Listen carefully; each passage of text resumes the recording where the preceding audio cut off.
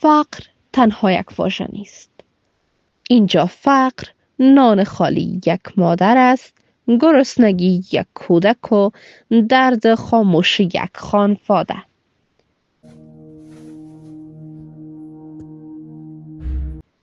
در چنین شرایط دشوار امروز در کابل برای صدها خانواده نیازمند مواد غذایی توزیع شد.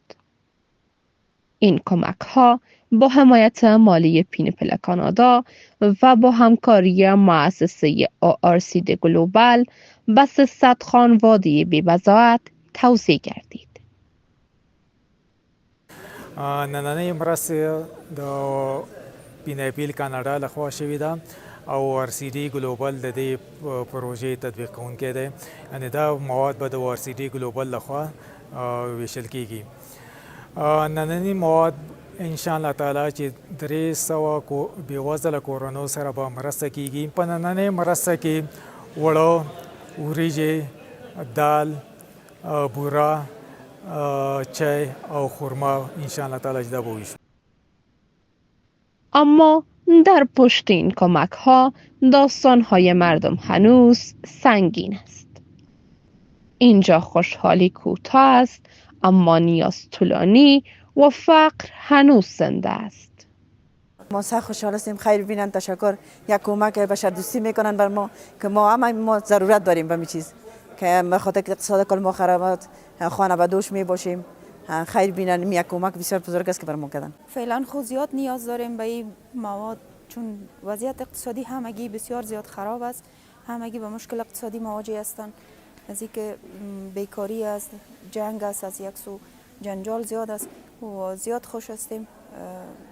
باید این قسم کمک ها دگام ادامه داشته باشه و به مردم نیازمند کمک شوه همیشه. کارشناسان اقتصادی میگویند این گونه کمک ها با وجود اهمیت تنها یک راه حل موقتی است.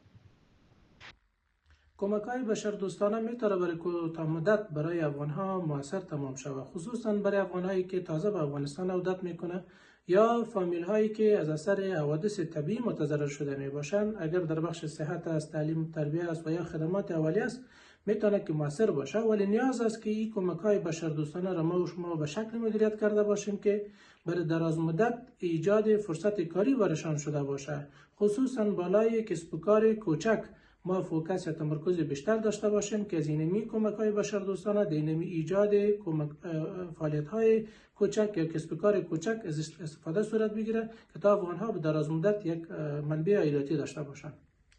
افغانستان در حال حاضر با یک بحران شدید اقتصادی روبروست. میلیون‌ها نفر توان تأمین نیازهای اولیه زندگی خود را ندارند.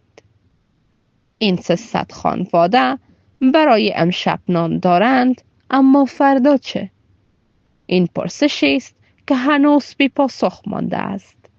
رخسار امیری، زیرک تیوی، یوتیوب چینل کابل.